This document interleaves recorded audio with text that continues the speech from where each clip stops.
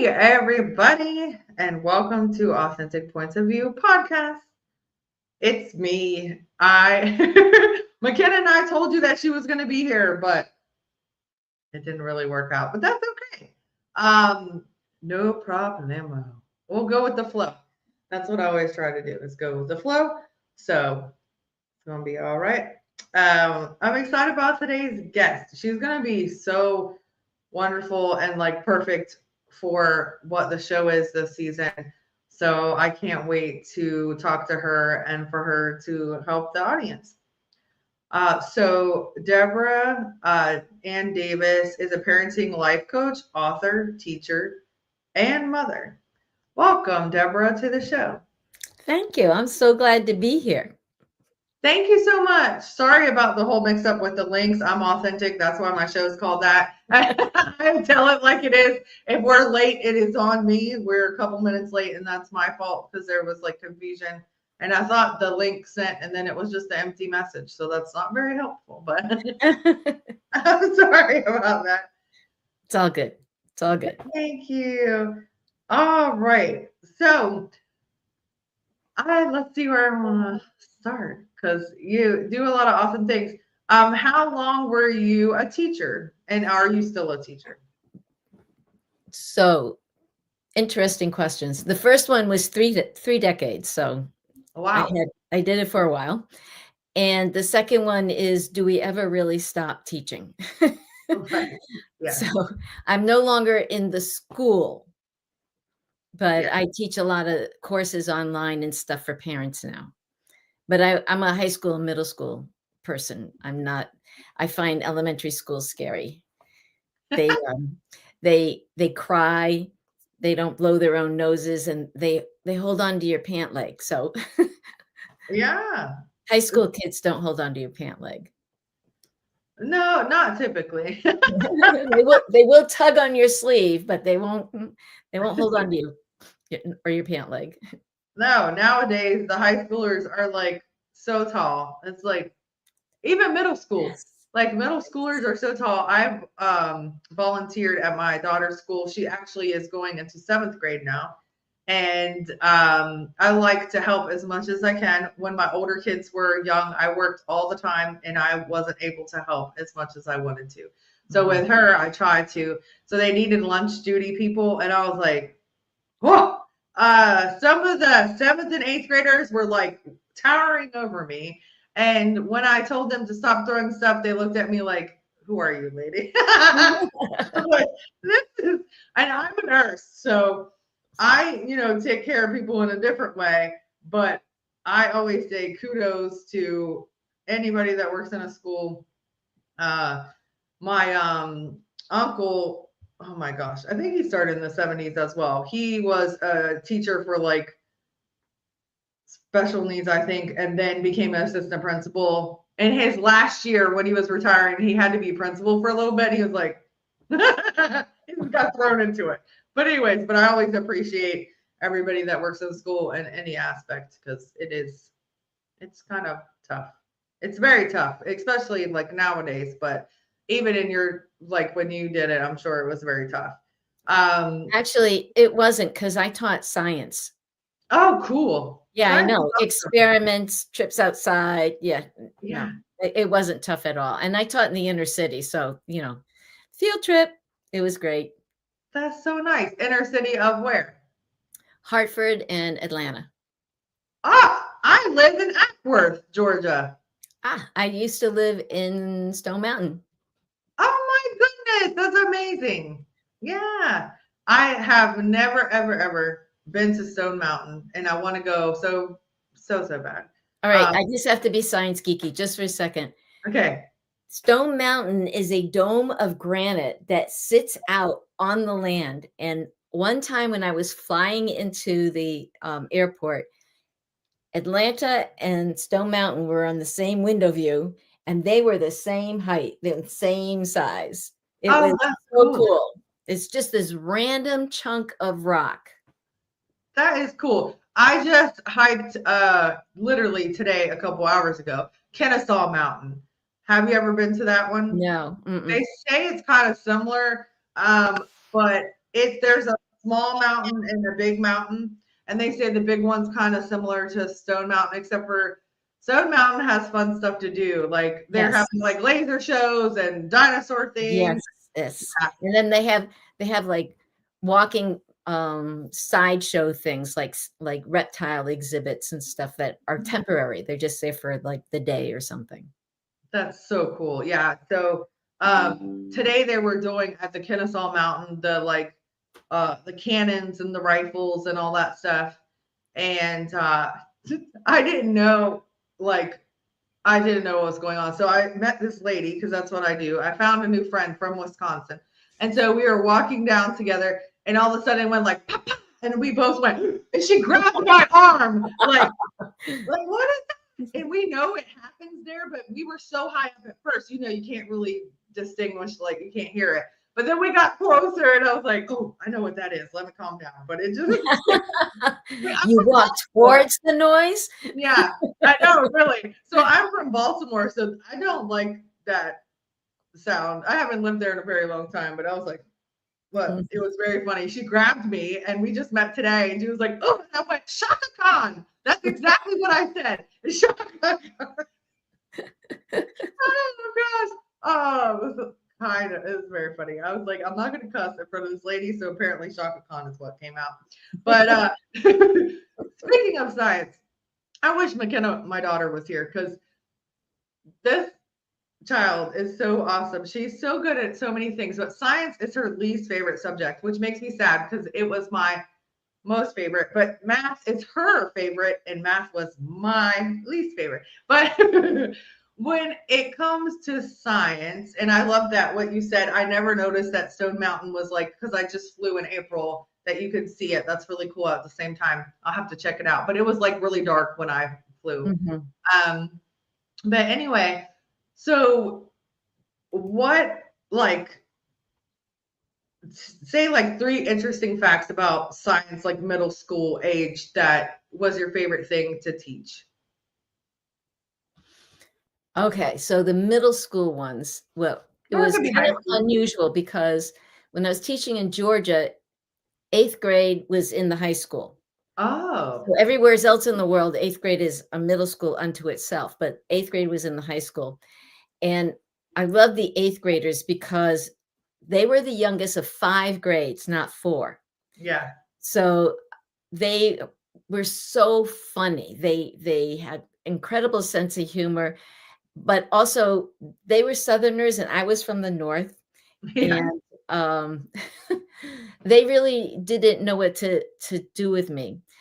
What like one time a kid raised his hand and says, "What does yabbit mean?" I said, I don't know. What is that? And he goes, "You say it all the time." It's me going, "Yeah, but."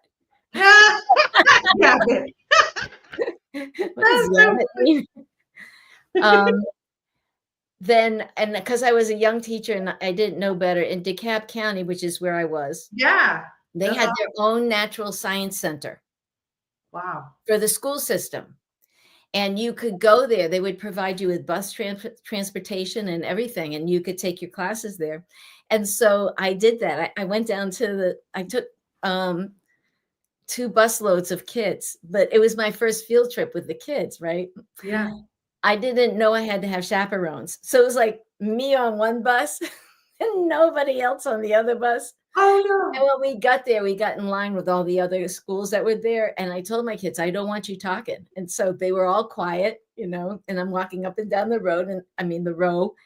And a couple of them were whispering. And I went over to them and I said, no talking. They said, "Miss, you're the prettiest teacher here." I was 22. Okay. I was like, oh, well, thank you, but no more talking. And then when I got back, I got called to the principal's office for taking them by myself. I didn't know. We didn't go on field trips when I was in school. So I grew up in the country. So yeah. So I found them adorable. And then the other middle school group that I used to teach was in Hartford. And they were what you call the new arrivals. They were kids from the islands, the Caribbean islands, Yeah. who lived too far away from the road to go to school. There was no way for them to get to the school. And so they were like between 11 and 14 in this 7th and 8th grade cohort that I had. They all knew their alphabet and could write their names, and they knew their numbers. And after that, it was like a crapshoot. Like they hadn't seen things like scissors or bricks. Oh. It was just a totally different thing. But they all really wanted to learn. So I took them on a field trip to the park that was like down across the street around the corner type thing. So we walked over there, and we had buckets and butterfly nets and jars and all these collecting things, and we were going to set up terrariums in the classroom. And when we got there was this little stream, had some fish in it that were about like that big. And the the kids wanted to do an aquarium, and I said, my butterfly net isn't going to catch them. That's going to be too fragile. So I said, oh, no problem. And they went right, here's one. I was like, really? How did you do that? Another kid goes, oh, it's easy. And one of the girls goes, yeah, it's easy. Wow. These fish up out of the water. So we brought them with the bucket full of water back to the classroom. And then, so that was what I really like about them. Yeah, I mean, they're just like, yes, can do. We'll figure it out, Yeah. So that's cool. And that's what I love science as well. And then as a nurse, like I took a lot of anatomy and physiology and botany. Well, not botany, biology. I took botany in high school. I loved it. Biology and biology too, microbiology, all these things.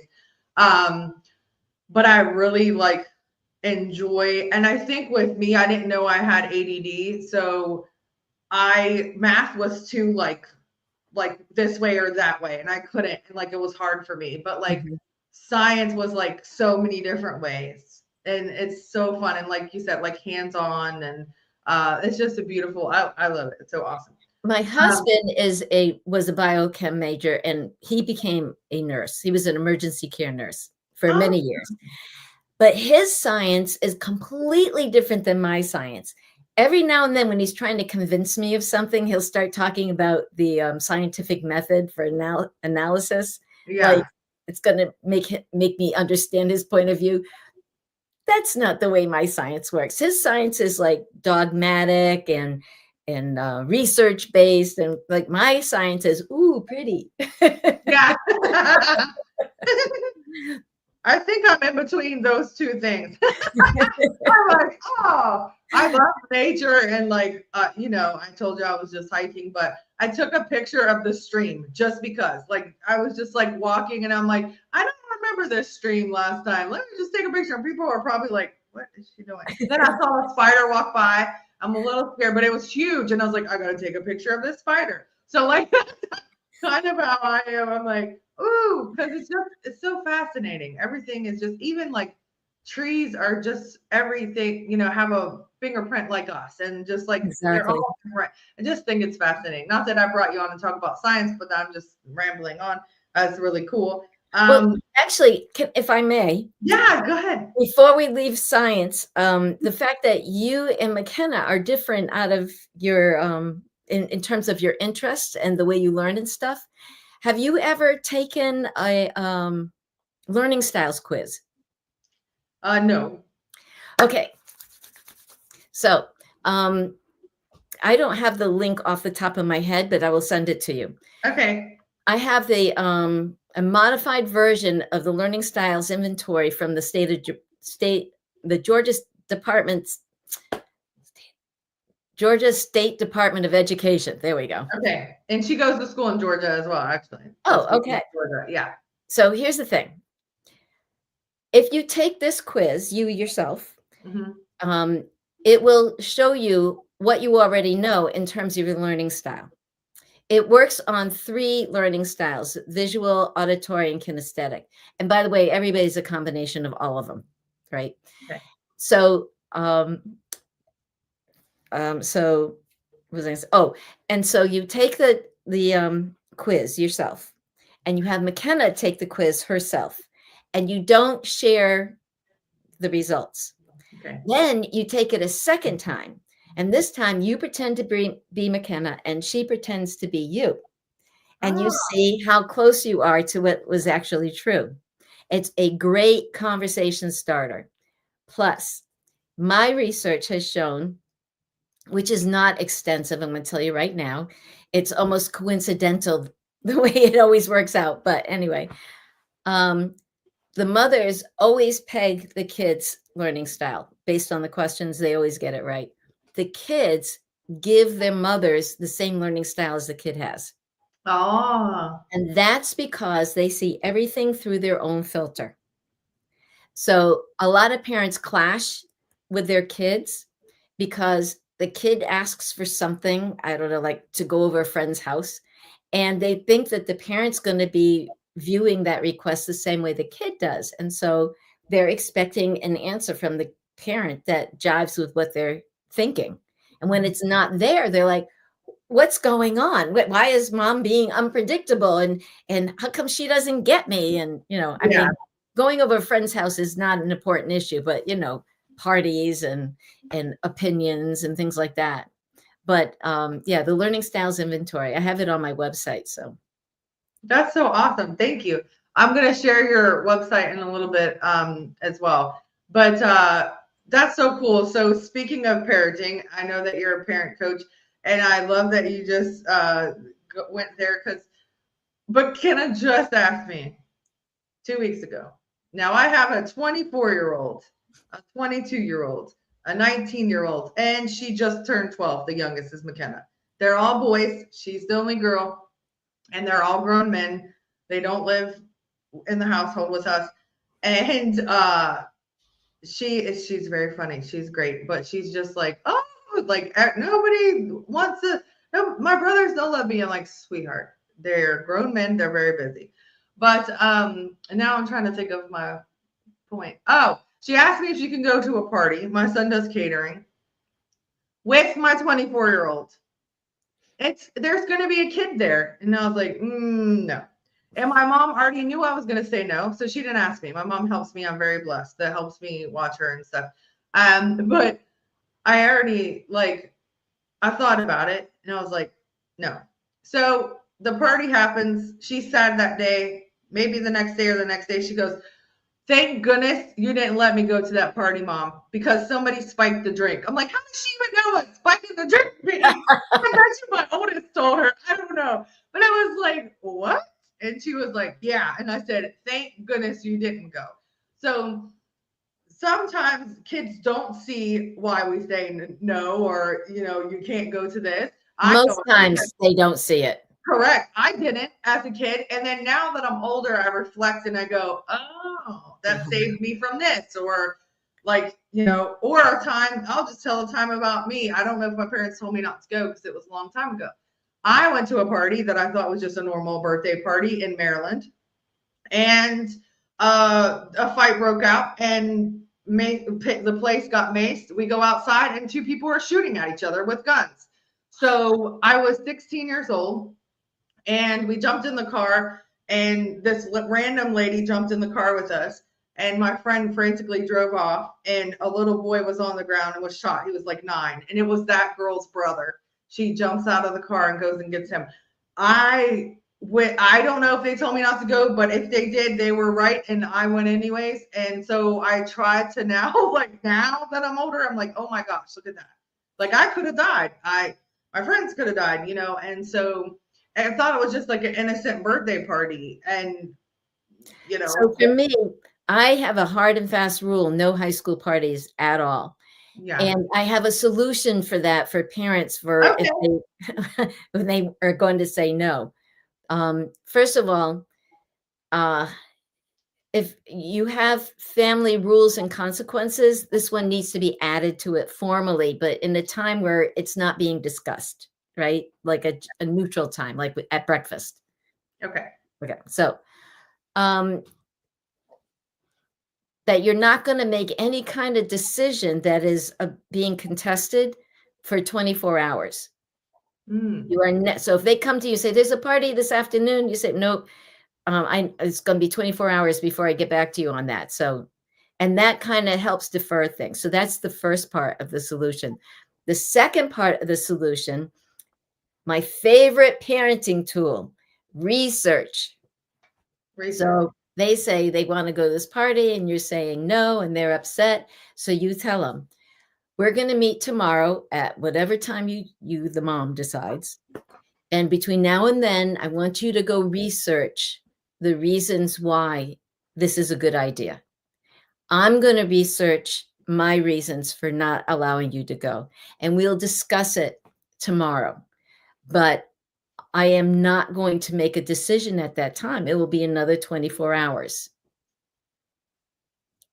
So that way, the child is feeling heard, and any one of your things can, any one of your reasons can outweigh all of theirs. So it's just, and it's a way to handle all things that you want that are going to be contentious. And they are going to be contentious. And the thing is, there are certain things that parents absolutely should not let the kids negotiate, that they have to be in charge of, period. But the negotiable things, those things are going to change as the kids get older.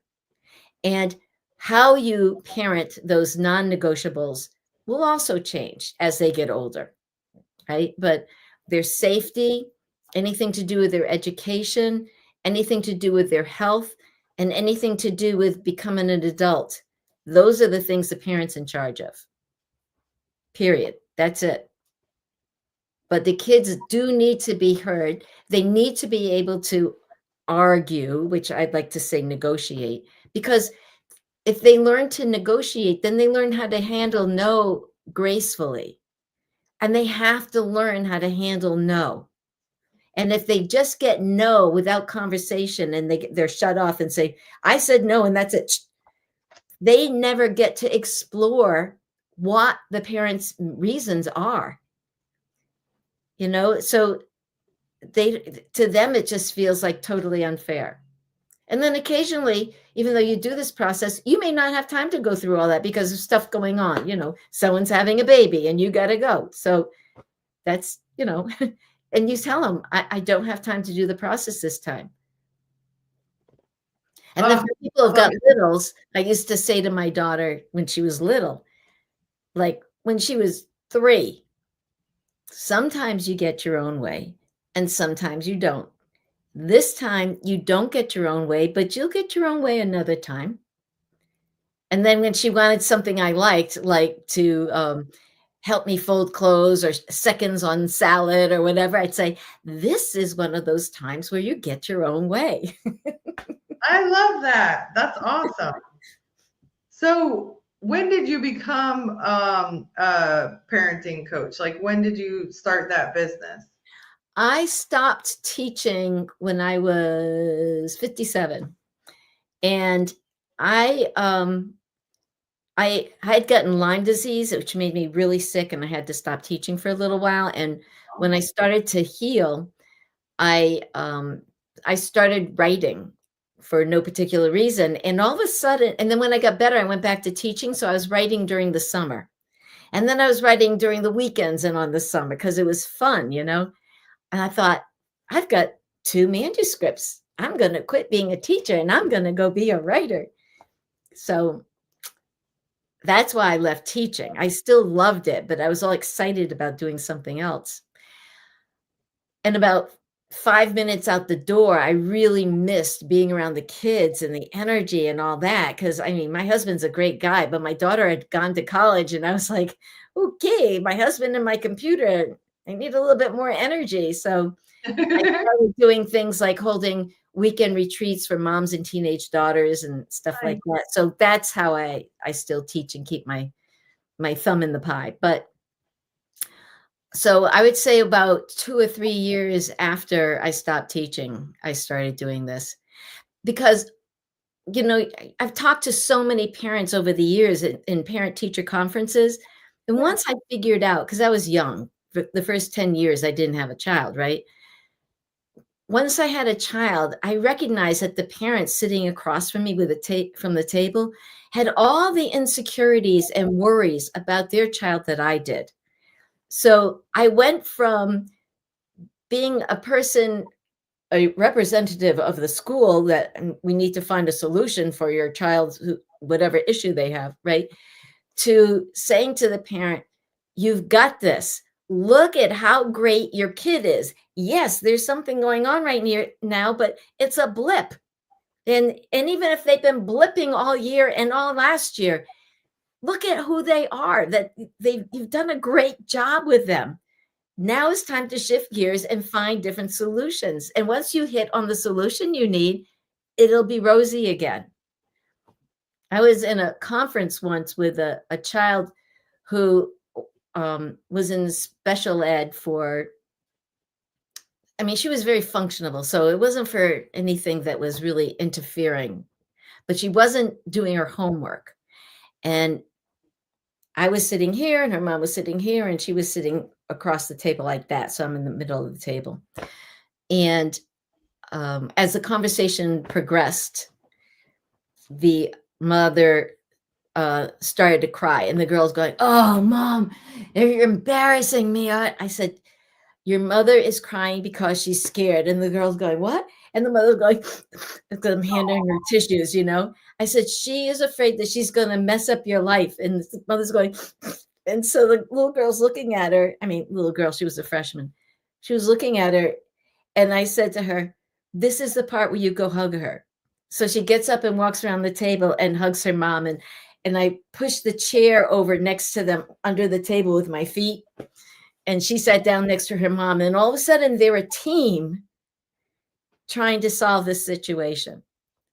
So that was my real eye opener, that all those people in there with the parent teacher conferences are scared parents.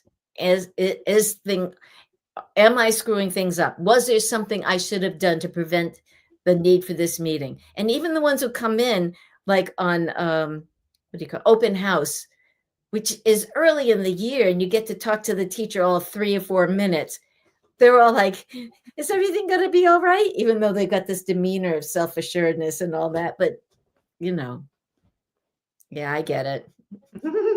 Yeah, I like that you talked about the different perspectives because,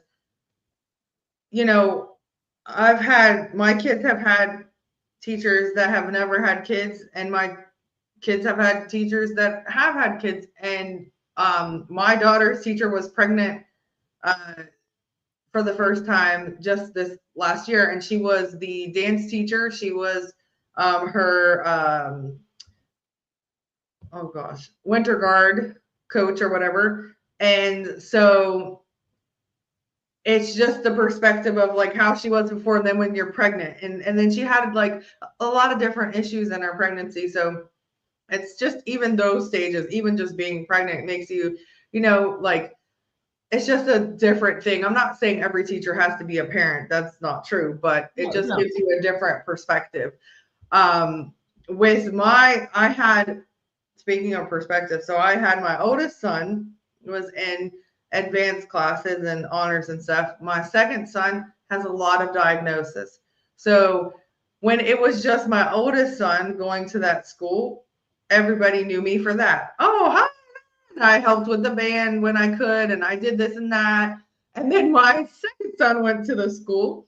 It's in Marietta, Georgia. But he went to that school, and he was getting in trouble a lot. So then I was no longer known as like, "Oh, hey, it's the lady." No, it was like, "What?" And then, so that was a different perspective as well. But they didn't, like, I feel like there's some judgment sometimes, and being a teacher and all that is hard. And I tried, but also we had IEP meetings, but I hold my son accountable.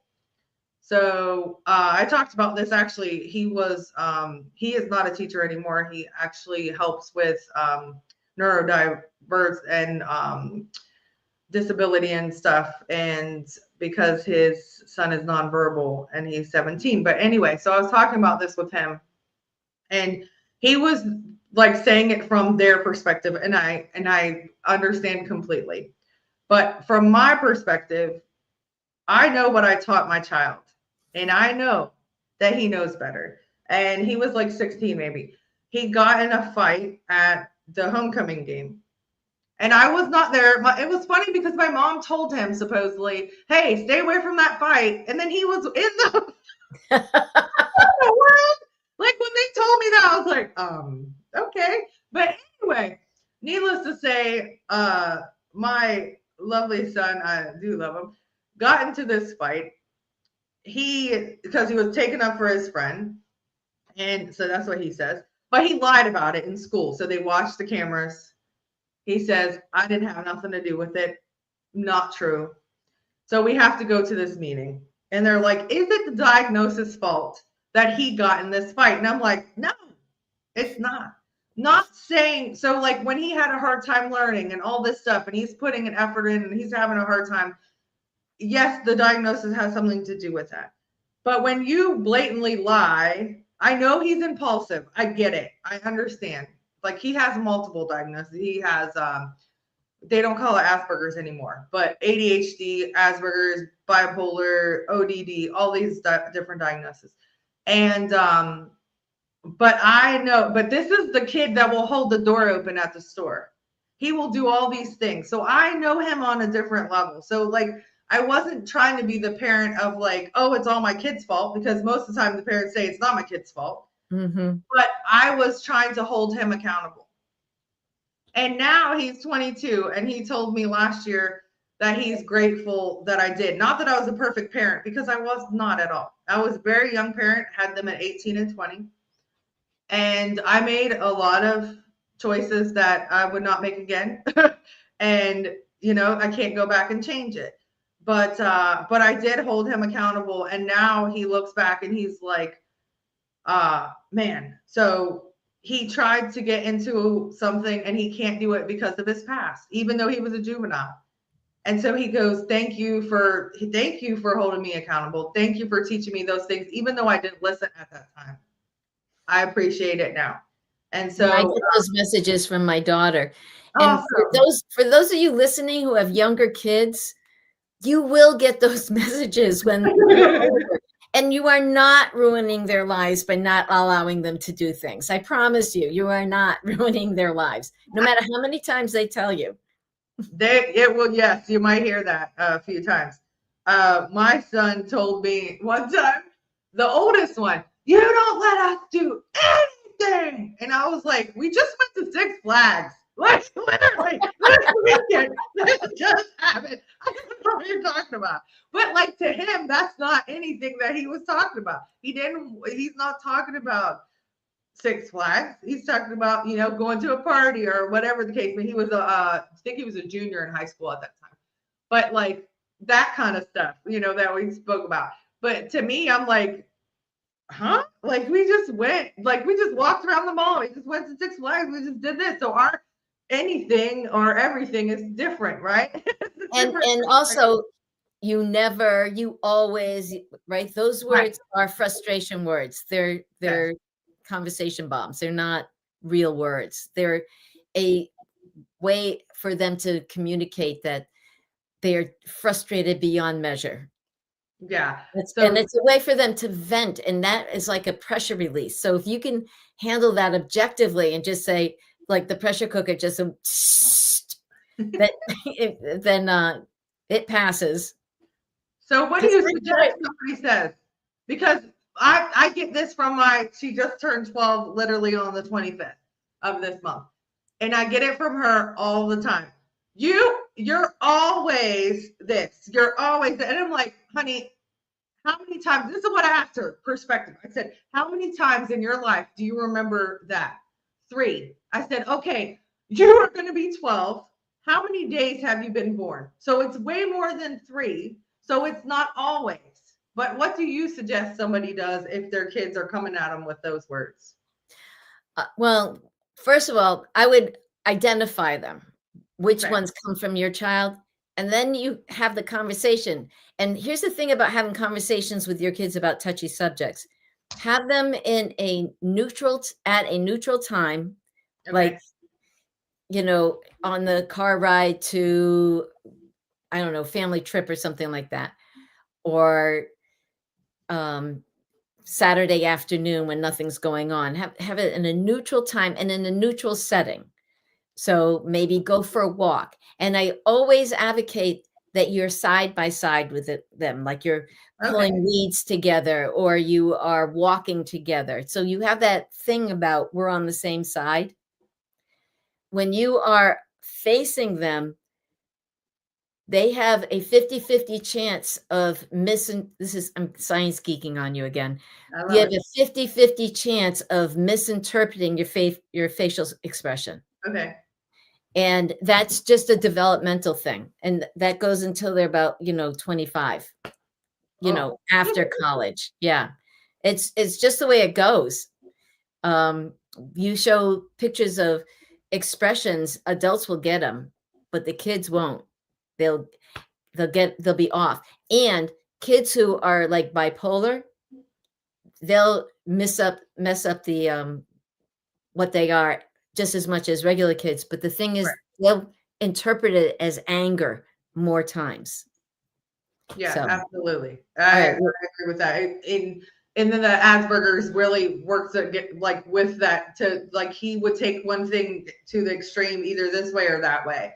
And but I'm so proud of him. He just turned 22 in June. Both their birthdays are in June.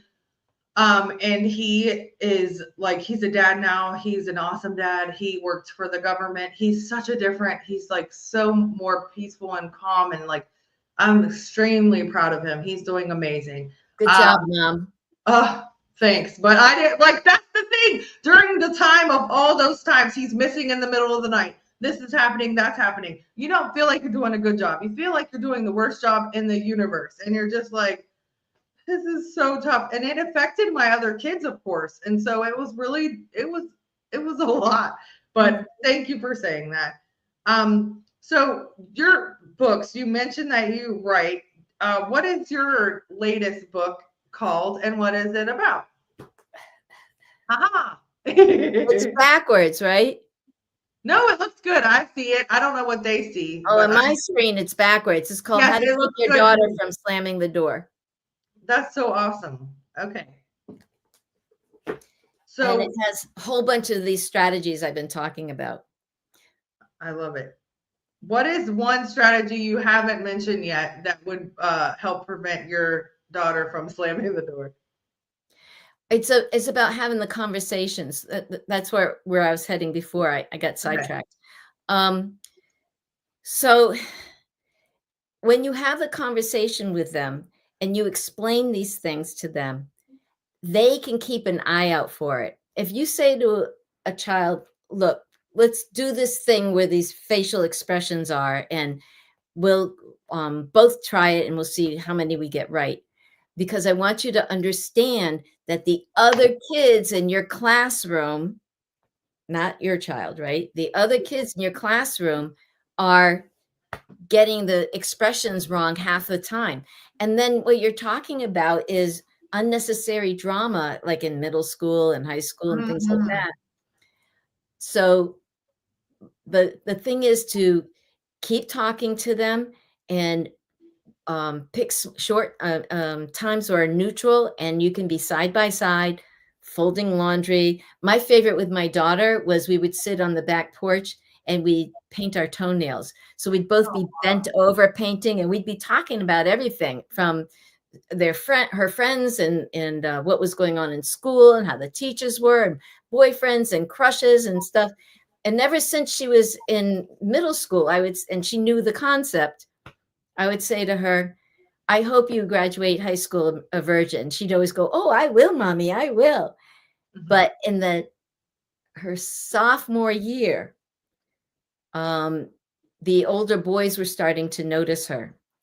Actually, it was her freshman year. The older boys were starting to notice her because she was playing varsity sports as a freshman Wow. and starting. And so the varsity boys players, they would ride the buses together and all this stuff.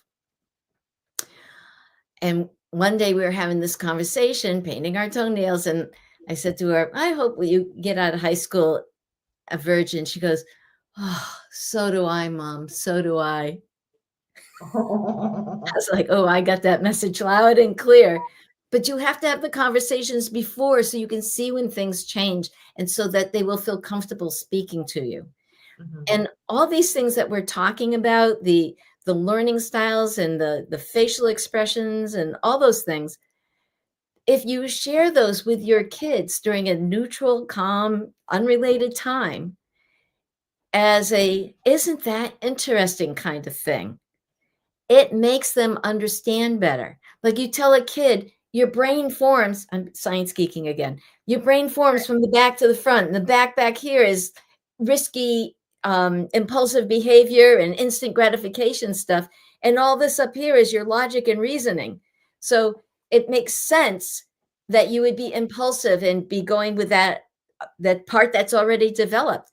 And for some reason, your brain tells you to go get advice from the other kids whose brains aren't developed either. But if you take a second and you force your brain to work towards the front, you will come up with the logic and reasoning. And it slows them down when they're being impulsive if they understand it during a calm and neutral time. And also, another strategy is to have conversations, what I call going through the side door, that they're not about them, they're about their best friend. Or you're watching a TV show or something, and you pause it for a second, you say, "How do you think Harry Potter would react in that situation?" Or how do you think your teacher would act in that situation? Or how would your best friend act in that situation?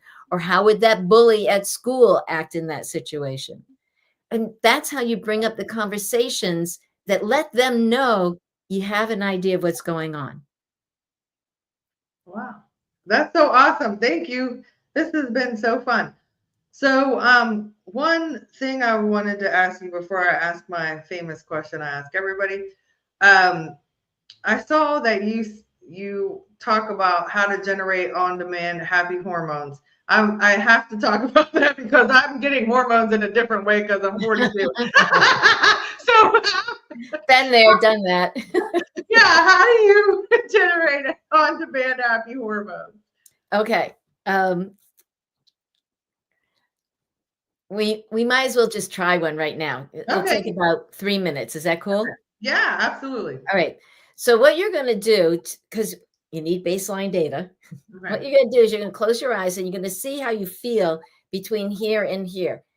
Okay. Just notice it, because what you're going to do is look for changes. Okay. Okay. So wait. We'll do it all at once. Okay. The whole thing. I'm going to tell you the whole thing, and then you can start. Okay. Then I'm going to have you do an exercise, and I will want you to tell me if you feel any change in this area. Okay. Okay. And keep your eyes shut the whole time, because you could get distracted by me grinning at you. Oh, boy. Okay. Now that I know you're grinning at me, I still might be distracted. I'm just joking. Okay. So go ahead and close your eyes and do an assessment, and just wiggle your fingers at me when you're ready. Oh, okay. Okay. So now you know how you're feeling. What I would like you to do without opening your eyes is to grin 6 times.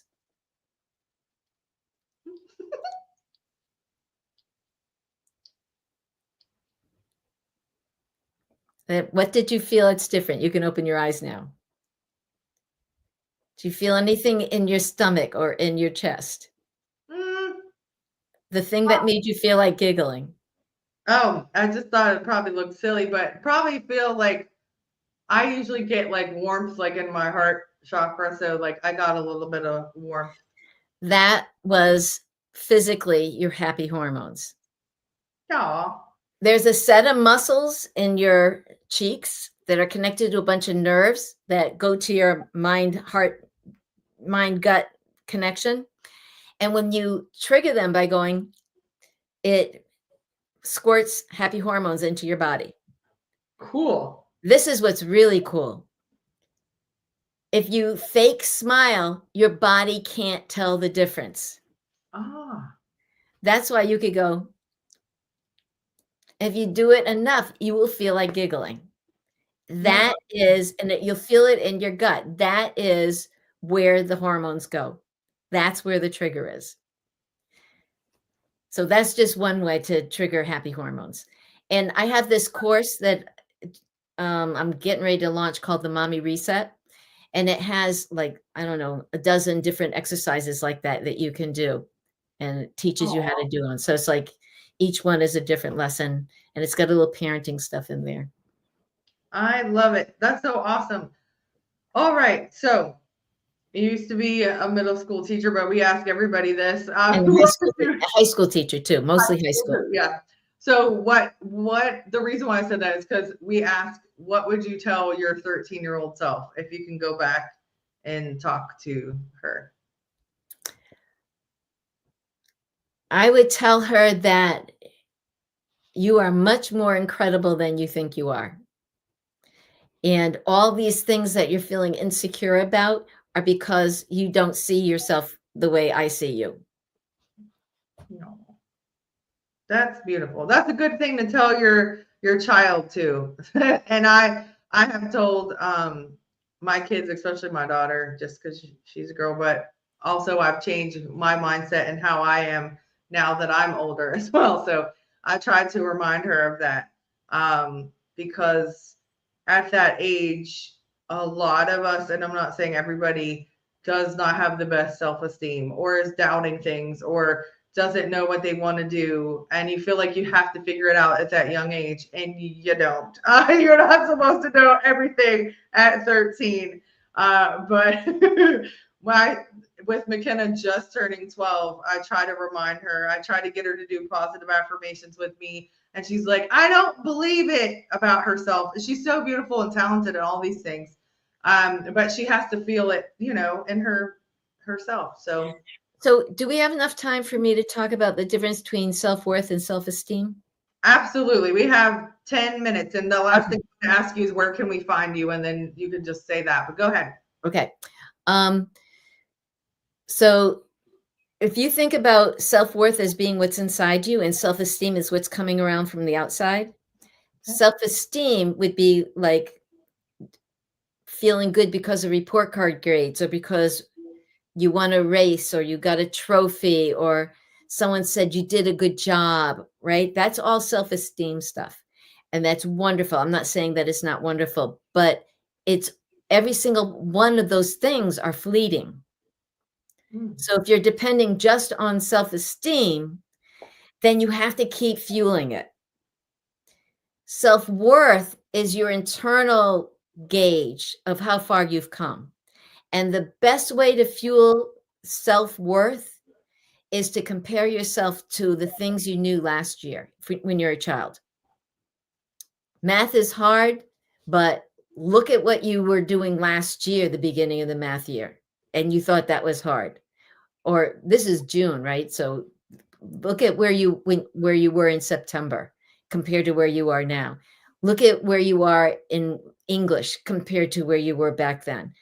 Those things will not be taken away from them. Those are the things they build on. Look at how much your best friend loves you. That is from you. That is things that you have nurtured and you have caused. Look at how happy I am and how much I love you as your mom. That's because I see what an incredible person you are. And you know that you make me happy. That's you doing that. So That's so awesome. I love it. I love all of the tips, and they're all relevant because I don't know, like I had the 3 boys, and then one is my bonus son. And when I was a single mom of 2 kids, and my second son was, his name is Tay. He has all the diagnoses. He was going to so many appointments a week and all this stuff. And I'm super blessed and grateful that I made it through that time because it was difficult. And I was working a lot as well.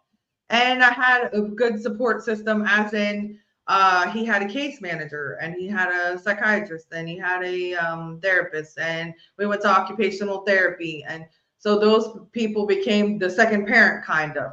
Yes, everybody needs that support. And moms are so isolated that they don't know that they should be going to get help. Because all those moms that you look over and you say, oh, they got it all together, they know what they're doing, they're getting support. So great for you. Well, thank you. It was still difficult. And at one point, so we lived in a tiny little town. at one point the chief of police was his baseball coach, but then he became the younger one's baseball coach. And he would reward him by saying like, hey, you can ride in the in the police car during the parade if you do well or blah blah blah. And so they were also like, everybody in the community kind of helped because it was really really challenging. But I just want to encourage everyone, don't ever give up. It gets so much better. Please, like Deborah said, ask for help. Um, get a parenting strategy. Get Deborah for help. Because honestly, like I didn't have, there was no life coaches and stuff back in the day. Like No. he's 22 years old. We didn't even barely know, like they were just starting to like talk about Asperger's and autism and stuff. And so he had an IEP, like I said, and different things, but it takes like a village, and you don't want to get overwhelmed because then you cannot be a good parent. You can't be a present parent if you are overwhelmed and just beat up and exhausted. And he never slept. I would go outside on the porch and sometimes cry, take some deep breaths. Like that was my only break, was like on the porch, like for 5 seconds. Mm-hmm. And, but, but I'm a big fan of tears. I'm science geeking again. When you cry, the stress hormones leave out of your body through your tears. That's why you feel better afterwards. Thank you. I love it because I was a very sensitive child. Funny thing is, I was tough as nails. You could have kicked me in the shins and it wouldn't bother me at all. I played soccer and different things and was very tough. But if you hurt my feelings, it was a different story. Oh, you're a girl. Okay. Yeah, no, and I would cry and cry. And so and then I remember people would say I had like a square mouth when I cried, which is actually a funny joke because my brother passed away. So, and he used to say that. So now it's just funny anytime I think of it, because I probably did look like, I don't know. But anyway, so yeah, so like everybody's like, man, this girl cries. But I did feel better. I'm not an angry person, so I didn't really get angry or like didn't release stress that way. So I would just like, and then I'm fine. And I'm not a breath holder. That was your pressure cooker thing. Cool. So did you hear that? Parents were allowed to cry. I love it. Yeah. And not only that, you could cry in front of your kids. You say, oh, I got too much stress hormones in me. Let me get rid of those right now. All right, I'm done. Okay, let's go back to what we were doing. Oh, I love that, because a lot of kids, see as like, oh snap, my parents are crying. But if you make it like a normal thing that, I love that you're releasing stress hormones, and then don't sulk for the whole day, of course, but get back to what you were doing and let it out, and there you go. Yeah. So this has been so fun. I love it. Thank you so much. Where can we find you? I'm at DeborahAnnDavis.com, and I'm on Facebook and all that good stuff. Not really a fan of social media too much because it's a time suck. Yeah. So I try to be on there minimally if I can. Also on my website, there's a blog, and you can search it for whatever topic you're thinking about. I have to warn you, some of it's a little tongue-in-cheek. And I have a 10th grade sense of humor, but I own that. I'm fine with that. And so what else? I have these two courses. One is the Mommy Reset.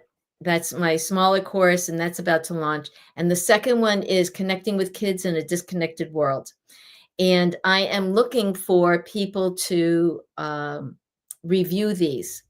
So if you are interested in exchange for an honest review, getting the course, I'd be happy to share that with you. And you can email me at info@DeborahAnnDavis.com. That's so awesome. I might try to be interested. Oh yeah, absolutely. I would love that. Yeah, and I'm a writer as well. So nice.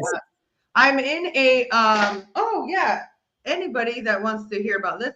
I'm in a motherhood anthology called Petals of Love that will be published in July. And I'm so excited. There's 26 co-authors. It's all about different stages of motherhood and all different stories. And it's going to be so exciting. So look for that. But this is my book that I wrote in honor of my brother who passed away. It's for 11 and up. Can you see it? Inside CJ's mind. Yeah. And my I love the cover. thank you. That's his face. Ah. Yeah, he passed away at 26, but that was his face around the same age as the character was. But my daughter helped me write the book, so it's something like really special we got to do. She never met him, so it was really cool experience. But I would love to do that. I will email you. But thank you so much for coming on. You have been awesome. It's been so wonderful and like so much great information in little less than an hour's time, like packed full. I love it. And I know, I feel like I was talking too fast, but I'm trying to squeeze it all in. And of course you don't. You can never get to squeeze it all in. That's okay. You weren't talking too fast. I talk too fast. I give discharge instructions in the hospital after surgery, and I can see people's face, and I'm like, oops, I'm talking too fast. And they're like, what in the world are you saying? But yeah, no, you didn't speak too fast. And I think a lot of great information was shared. So that's pretty awesome. And I hope you have a fantastic rest of your day. Thank you so much for coming on. And everybody, you guys have a good day. I'll see you at 3:00 next Sunday. I don't know if McKenna will be here. It'll be a surprise. Have a great day, everybody.